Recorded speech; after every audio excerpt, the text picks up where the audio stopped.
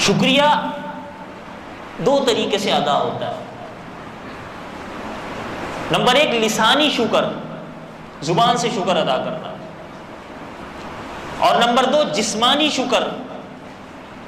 ہم جسم کے ذریعے شکر ادا کریں۔ لسانی شکر تو یہ ہے کہ چلتے پھرتے اٹھتے بیٹھتے، یا اللہ یہ نعمت آپ نے ہمیں دی، پانی جیسی نعمت، کھانے جیسی نعمت، ہر چیز کے بعد ہم اللہ کا شکر ادا کرنے والے ہوں۔ رمضان المبارک جیسی نعمت اور بابرکت مہینہ عطا فرمایا جو پہلے کسی امت کو نہیں ملا، اور اس مہینے کے اندر عبادات کرنے کی توفیق ملی، چاہے ٹوٹی پھوٹی عبادات کی ہیں لیکن اس پر شکر ادا کریں، لسانی شکر بھی ادا کریں، زبان سے بھی شکریہ کے کلمات کہیں، اردو میں کہیں یا عربی میں کہیں، لیکن جسمانی شکر بھی ادا کریں۔ ہوگا کہ جو رمضان المبارک کی عبادات تھی، رمضان المبارک کی جو تلاوت تھی، رمضان المبارک کے جو ذکر و اذکار تھے، رمضان المبارک میں جو مسجد میں آنا لگا ہوا تھا، رمضان المبارک میں جو عبادات کی ہماری توفیق تھی، رمضان المبارک کے اندر جو فرائض کی پابندی تھی، نوافل کا اہتمام تھا، یہ پابندی، یہ اہتمام، شکریہ کا طریقہ یہ ہے کہ ہمارا رمضان کے بعد بھی جاری اور ساری رہے۔ اگر یہ طور و طریقہ، یہ شکریہ رمضان المبارک کے بعد ہمارا جاری نہیں رہا، تبدیلی آ گئی، رمضان سے پہلے جس طریقے سے ہمارا اعمال میں کمیاں کوتاہیاں تھیں، رمضان کے بعد بھی وہی روٹین شروع ہو گئی۔ رمضان آیا، مساجد میں آ رہے تھے، نمازوں کی پابندی تھی، لیکن دیکھا یہ گیا ہے کہ کہیں ایسا تو نہیں کہ ہم مسلمان صرف رمضان کے لیے، رمضان المبارک کا مہینہ آتا ہے تو ہم مسلمان بن جاتے ہیں، رمضان المبارک کا مہینہ گزرتا ہے تو ہم اپنے اندر اسلام اور مسلمانوں والے جذبات نہیں رکھتے، پھر کمزوری ہے ہماری، وہ شوق وہ جذبہ نہیں ہوتا۔ حضرت مولانا ابو الحسن علی ندوی رحمۃ اللہ علیہ بڑے اللہ والے گزرے ہیں، وہ اس کی ایک مثال دیا کرتے تھے، فرمایا کرتے تھے کہ دو روزے ہیں، ایک روزہ تو وہ ہے جو رمضان المبارک میں ہم نے رکھا،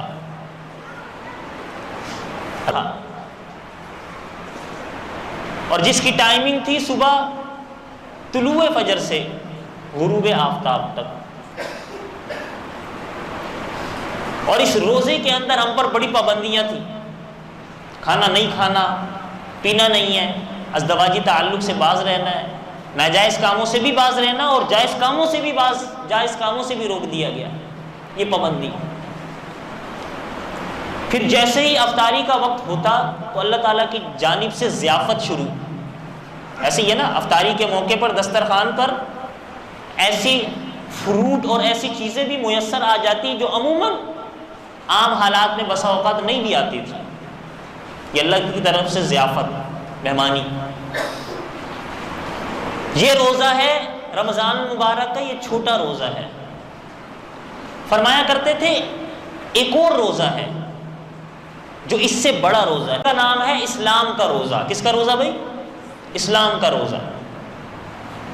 اور اس روزے کا آغاز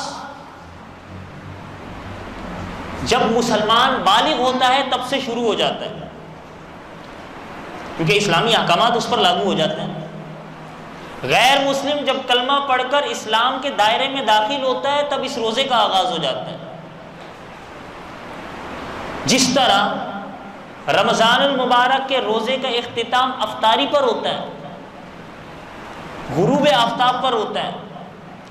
اسی طریقے سے اسلام کے روزے کا اختتام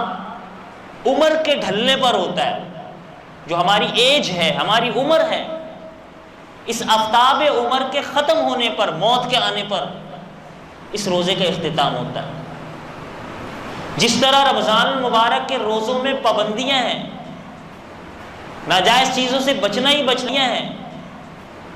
ناجائز چیزوں سے بچنا ہی بچنا ہے، جائز چیزوں سے بھی بچنا ہے۔ اسی طریقے سے ہماری زندگی میں جو اسلام کا روزہ ہے، اسلام کے احکامات پر چلتے ہوئے اس پر عمل کرنا ہے، معصیت سے بچنا ہے، گناہوں سے بچنا ہے، اور جتنے بھی شرک اور گناہوں کے کام ہیں، اگر میں ان کو ذکر کروں تو بات تفصیل ہو جائے گی، ان تمام سے اپنے آپ کو بچاتے ہوئے نبی علیہ الصلوۃ والسلام کی سنتوں پر عمل کرتے ہوئے، اسلام اور شریعت کے احکامات پر عمل کرتے ہوئے اپنی زندگی گزارنی ہے۔ یہ اسلام کا روزہ۔ جس طرح رمضان المبارک کے روزے کی افطاری اللہ تعالیٰ کی جانب سے مہمان نوازی کے طور پر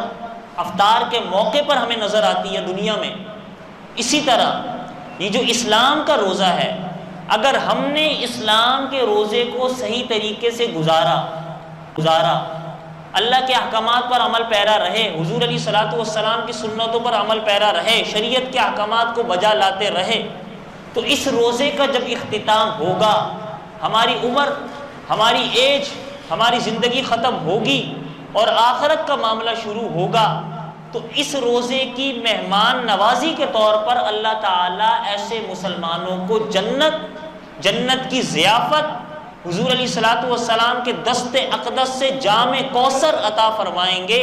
اور یہ جام کوثر عطا فرما کر جنت کا حصول متعین فرما کر اس اسلام والے روزے کی ضیافت اللہ تعالیٰ فرمائیں گے۔ تو ہم نے 29-30 دن جو روزے رکھے،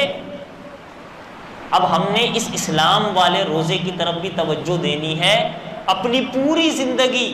یہ اسلامی احکامات کے مطابق گزارنی ہے۔ وہ 1 مہینے کی ریہرسل اور 1 مہینے کی مشق، اس 1 مہینے کی مشق اور ریہرسل کو ہم نے پوری زندگی پر لاگو کرنا ہے۔ یہ ہے شکر ادا کرنا رمضان المبارک کا اور عید کا۔ اللہ تعالی ہمیں جسمانی طور پر بھی شکر ادا کرنے کی توفیق عطا فرمائے، اور زبانی طور پر بھی شکر ادا کرنے کی اللہ رب العزت توفیق عطا فرمائے، آمین۔ تو ہم نے شکر بھی ادا کرنا ہے، اور شکر کا ایک طریقہ